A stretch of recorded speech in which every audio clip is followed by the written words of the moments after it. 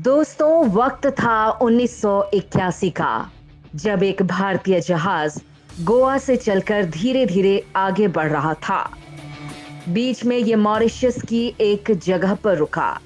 इसके बाद ये फिर आगे बढ़ा अपनी उस मंजिल की तरफ जो भारत से करीब 12,000 किलोमीटर दूर था, और इस मंजिल का नाम था अंटार्कटिका।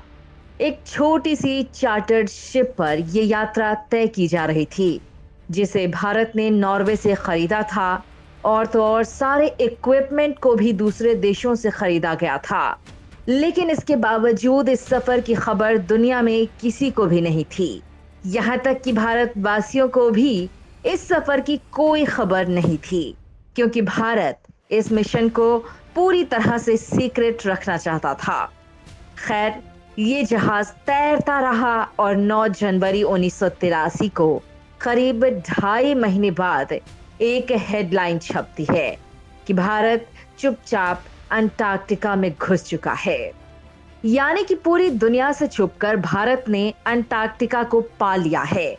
लेकिन आखिर भारत के वैज्ञानिकों से भरे इस जहाज को इतने मुश्किलों के बावजूद अंटार्कटिका क्यों ले जाया गया था?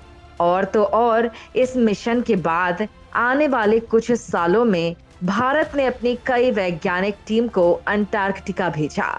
अब सवाल उठता है कि आखिर भारत ने ऐसा क्यों किया, और आज भी हमारे वैज्ञानिक अंटार्कटिका में आखिर क्या कर रहे हैं? ये पूरी कहानी क्या है, ये जानने से पहले हमें पृथ्वी यानी अर्थ के इतिहास के बारे में जानना होगा। दोस्तों, करीब 200 मिलियन साल पहले धरती काफी अलग थी। आज के समय में धरती पर 7 महाद्वीप और 5 महासागर हैं, लेकिन पहले ऐसा नहीं था। पहले धरती के सभी महाद्वीप एक ही थे। इस एक बड़े महाद्वीप को वैज्ञानिकों ने नाम दिया है पैंजिया। पैंजिया बेसिकली एक ही कॉन्टिनेंट था जो चारों तरफ से समुद्र से घिरा हुआ था, और इस समुद्र को वैज्ञानिकों ने नाम दिया था पैंथाशाला। जैसे जैसे समय बदला वैसे वैसे इस पैंजिया कॉन्टिनेंट के टुकड़े होने लगे, और आज ये टूटकर 7 महाद्वीप में बिखर गया। इस पूरे प्रोसेस को वैज्ञानिकों ने कॉन्टिनेंटल ड्रिफ्ट का नाम दिया। अभी 7 महाद्वीपों में से एक है सफेद बर्फ से घिरा अंटार्कटिका।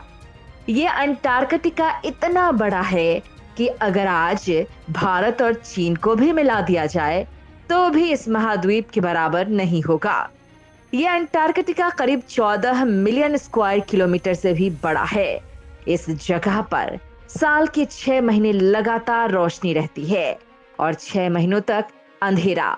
ये ऐसी जगह है जहां कभी टेम्परेचर -0 डिग्री सेल्सियस से ऊपर नहीं जाता, और कई बार यहाँ का तापमान -89 डिग्री सेल्सियस तक गिर जाता है। अब आपको साफ शब्दों में कहूं तो ये जगह इंसानों के लिए बर्फीला कब्रिस्तान है। लेकिन सवाल फिर वही आता है कि आखिर भारत को इसमें इतना इंटरेस्ट क्यों था? तो दोस्तों, साल 1950 से ही भारत को अंटार्कटिका में इंटरेस्ट आ गया था, क्योंकि ये वो समय था जब दुनिया के लगभग सभी देशों ने अंटार्कटिका पर अपना नियंत्रण दिखाने की कोशिश की थी, और ये ऐलान करना शुरू कर दिया कि अंटार्कटिका में उनका अधिकार है। इसी चीज को सॉल्व करने के लिए 1 दिसंबर 1959 में 12 देशों ने अंटार्कटिक ट्रीटी साइन किया। इस ट्रीटी में Argentina, Australia, Belgium, Britain, Chile, France, Japan, New Zealand, Norway, Soviet Union, South Africa और अमेरिका शामिल थे। इस ट्रीटी का मकसद इन 12 देशों के वैज्ञानिकों द्वारा, लेकिन अगर आप इसे ध्यान से समझें तो ये भी इन देशों की एक चाल थी। दुनिया के अमीर देशों का अंटार्कटिका पर हक जताने का, और इस ट्रीटी में शामिल एक भी देश गरीब नहीं था। अब इस समय हमारा देश भी उतना अमीर नहीं था, क्योंकि अंग्रेजों ने हमसे 1947 तक हमारा सब कुछ लूट लिया था। ऐसे में भारत को लगा कि ये सभी 12 देश अंटार्कटिका को आपस में बांटने के लिए इस ट्रीटी को बनाया गया है। लेकिन उस वक्त भारत हेल्पलेस था। क्योंकि आज की तरह उस वक्त भी हमारा भारत शीत युद्ध में किसी का भी साथ नहीं दे रहा था। यानी अब ना तो भारत इस चीज में रूस से मदद ले सकता था और ना ही अमेरिका की हर बात पर हामी भर सकता था। इसके अलावा इस समय भारत में 1971 का युद्ध लड़ा जा रहा था और इस जंग के बाद से ही दुनिया को बांग्लादेश के नाम से एक नया देश मिला था। इसी दौरान इंदिरा गांधी जी को अमेरिका में रह रहे एक वैज्ञानिक का लेटर मिला था।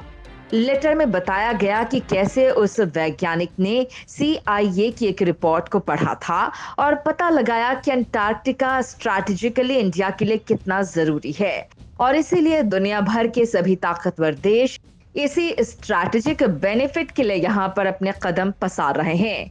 और इस लेटर ने इंदिरा गांधी जी के अंदर जिज्ञासा भर दी और उन्होंने लॉन्च कर दिया ऑपरेशन गंगोत्री।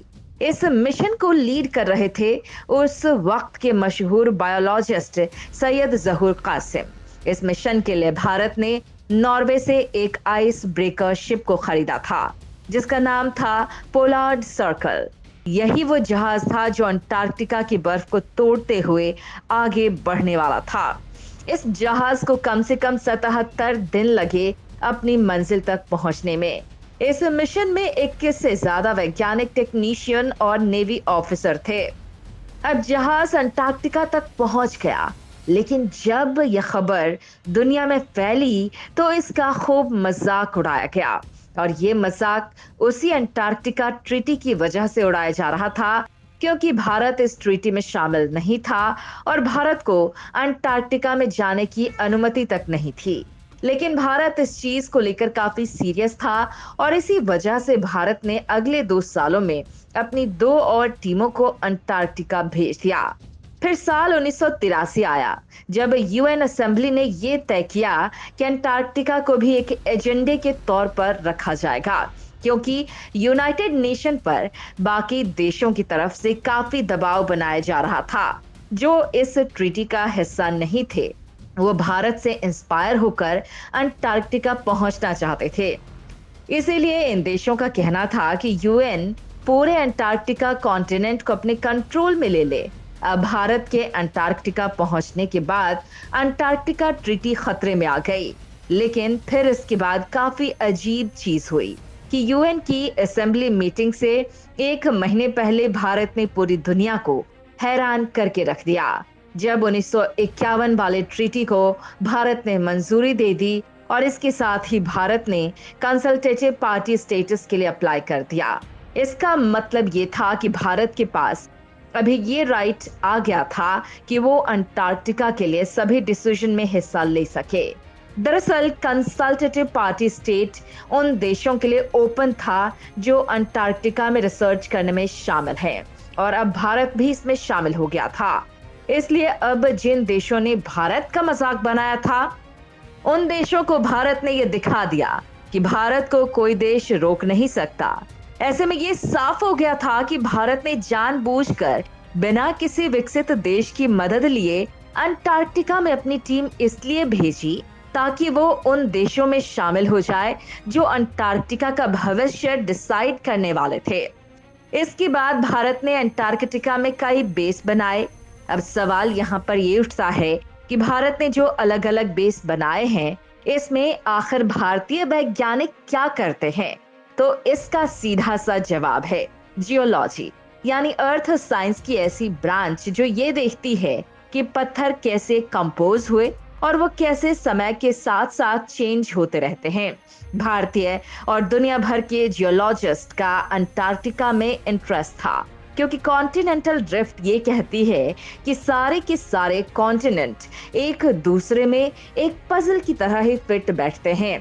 यहीं पर वैज्ञानिक असल में एंशिएंट रॉक का इस्तेमाल करते हैं। इन सारे सवालों का जवाब देने के लिए आप ये समझिए कि साउथ अफ्रीका अमेरिका के वेस्ट साइड में पूरा का पूरा फिट बैठता है।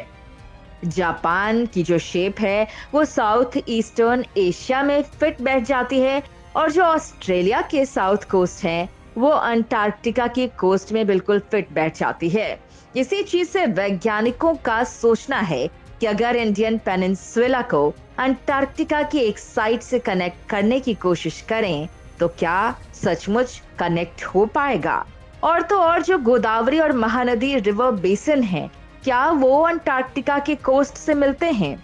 इन सब को देखा जाए तो अब मेन सवाल ये बनता है कि क्या भारत कभी अंटार्कटिका का हिस्सा था? और यही बात भारत को उस लेटर में पता चल चुकी थी जिसे हमारे वैज्ञानिकों ने इंदिरा गांधी जी को भेजा था। वैसे दोस्तों, आपको क्या लगता है, क्या कभी भारत अंटार्कटिका का हिस्सा था या फिर अंटार्कटिका भारत का हिस्सा रहा होगा? अपने विचार हमें कमेंट बॉक्स में जरूर बताएं।